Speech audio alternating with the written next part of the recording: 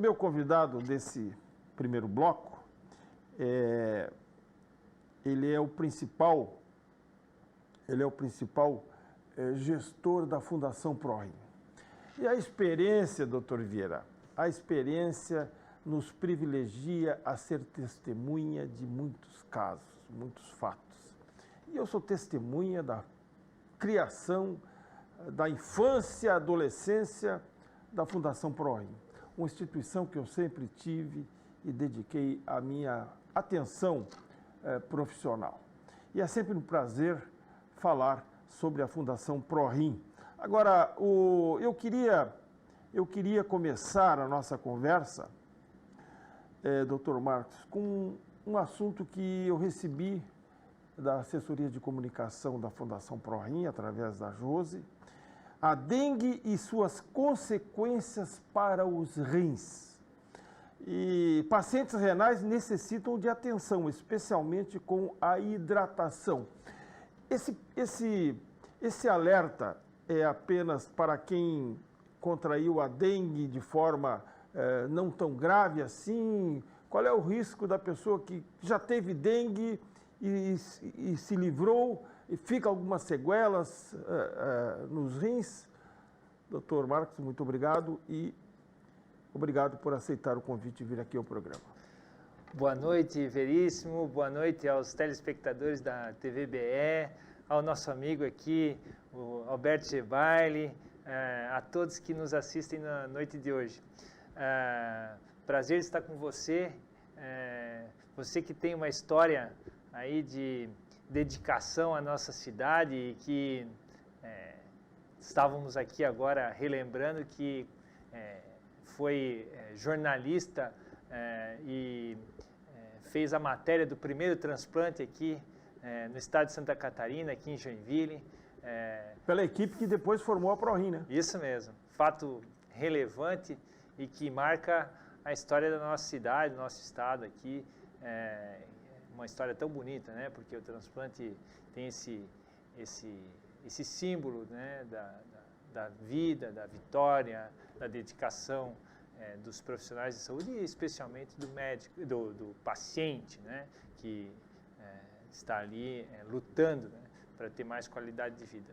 A dengue, Veríssimo, é uma doença viral, né? Transmitida pela fêmea do mosquito Aedes aegypti, né? E é uma doença que realmente causa em algumas pessoas um sintoma muito discreto, até como uma gripe, mas em uma parcela da população ela pode ser grave.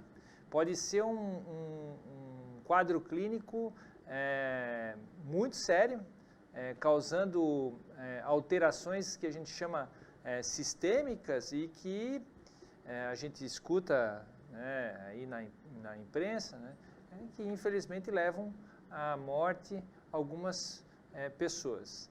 E a principal situação da dengue é que ela causa essa incapacidade, com fraqueza muscular, com alterações, né? Ela causa o que a gente chama de rabdomiólise, lesões musculares, e causa queda de pressão e até às vezes a febre hemorrágica, então sangramentos, né?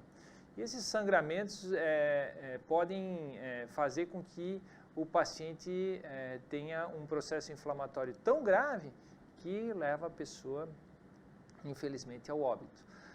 Mas também pode, ao longo do percurso da doença, causar alterações renais.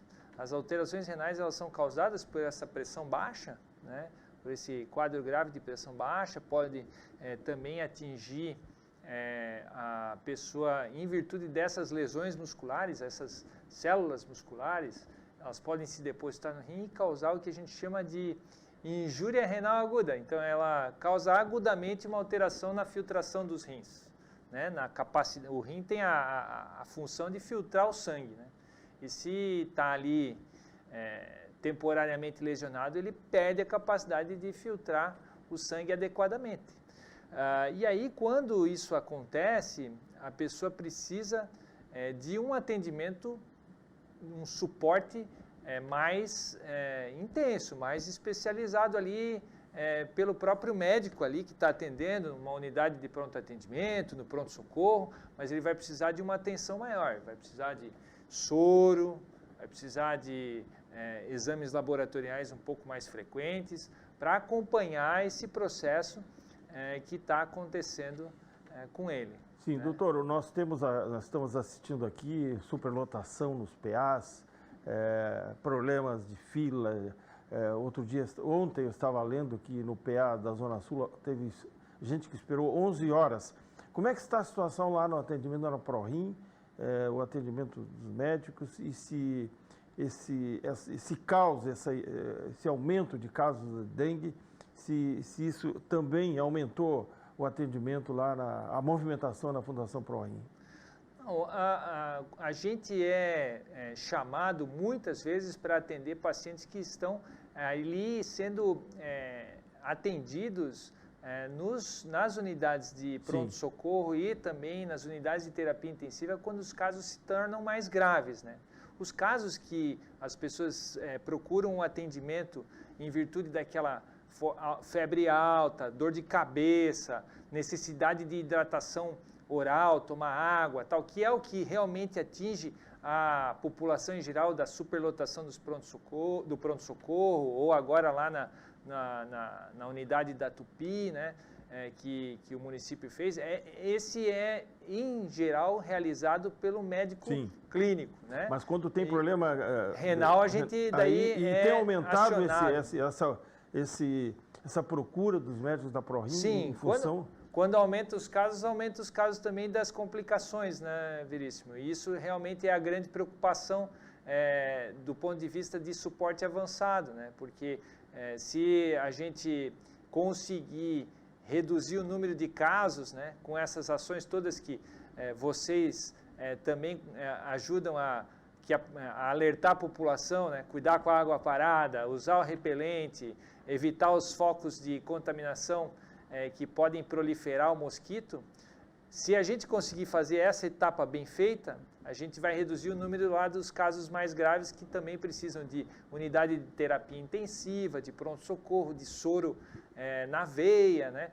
E aí, fazendo essa redução lá no início do processo, a gente também reduz os casos graves, né? Mas, infelizmente, a gente tem mais casos também acontecendo em virtude desse número mais importante aí que está atingindo a nossa cidade. Né? Bom, e aquele paciente, aquela pessoa que tem problema renal crônico, mais uma razão para se preocupar e não pegar dengue, doutora? Sim, Veríssimo. O paciente renal crônico ele tem vários estágios, né? Tem aquele estágio mais inicial que precisa cuidar dos seus rins para evitar a progressão da perda dos rins, completamente, da função dos rins completamente, e tem aquele que precisa da hemodiálise, né? Sim. Esse paciente, ele ao longo do tempo, ele perde a capacidade de urinar. E a gente sabe que a dengue é uma doença que a gente precisa se hidratar para combater o problema que causa, né? A dengue ela causa um extravasamento ali, uma queda da pressão. E, através da hidratação, isso ajuda. Hidratação é tomar água. Tomar água. Então, esse paciente, como ele não tem a capacidade mais de urinar, ele tem um problema, porque como vai tomar muita água e saber o quanto ele vai estar bem hidratado ou se ele se hidratou demais ao ponto de causar um problema de excesso de água, né? Então, quando a dengue atinge o paciente renal crônico que não urina mais, a gente faz um alerta, a gente orienta a se hidratar, mas também um suporte numa unidade de pronto atendimento, eventualmente ele precisa fazer a hidratação na veia sob cuidados ali durante algumas horas. Se o quadro é mais grave, obviamente ele vai precisar de internação. São algumas pessoas que têm fatores de risco, Veríssimo, para também ter piora dos seus rins. Então, pacientes mais idosos, pacientes diabéticos, pacientes que tiveram qualquer sinal de sangramento em virtude da dengue, né? Os pacientes que já sabem ter alguma alteração do coração ou de doença renal crônica, quando a creatinina está alterada já, né? O paciente não faz hemodiálise, mas está alterado. Essas pessoas têm maior risco de falência renal e também de um suporte um pouco mais dedicado naquele momento ali mais intenso da dengue. Então, é muito importante que a gente faça essa orientação Sim. aí à nossa população mesmo. Doutor Marcos, sempre é importante lembrar que o doutor Marcos é presidente da Fundação ProRim e filho de um dos fundadores da instituição, que é o doutor José Aloysio Vieira, o doutor Xuxo, que está, acho que deve estar no cargo honorífico no Conselho de Administração da Fundação ProRim. Doutor Marcos, vamos atualizar. Quantos pacientes em hemodiálise, tudo pelo SUS, a Fundação está atendendo? Aquela unidade lá de São Bento também está operando normalmente? Como é que está a Fundação ProRim? Olha, a Fundação ProRim tem uma história, né? Esse ano completou 35 anos, né? Dedicados ao cuidado do paciente renal, unidades no Tocantins, aqui em Santa Catarina, Balneário Camboriú, São Bento do Sul, aqui, com grande vontade de sempre manter o seu propósito, a sua missão, né, de salvar vidas com foco no paciente renal, realizando prevenção, educação, né? Nós temos uma escola aqui no centro da cidade, Veríssimo, de ensino técnico, técnico de enfermagem, e vários outros cursos que tanto nos orgulha, porque saem com o DNA de cuidar bem das pessoas, de auxiliar o próximo. Na pandemia, nossos profissionais atuaram intensamente nas unidades de emergência, nos postos de saúde, nos diferentes hospitais aqui da nossa cidade, da nossa região, cuidando das pessoas. Então, faz com que a gente esteja mais ainda presente aqui na nossa cidade, cuidando das pessoas. Os fundadores, né, têm todo o amor, né, Dr. Aloysio, Dr. Hercílio, né, pela nossa fundação, e estão lá sempre nos ajudando a fazer com que essa missão sempre esteja presente na nossa atividade do dia a dia, para que a gente possa cada vez mais cuidar dos nossos pacientes. Você sabe, Veríssimo, que o Sistema Único de Saúde tem seus desafios e suas dificuldades.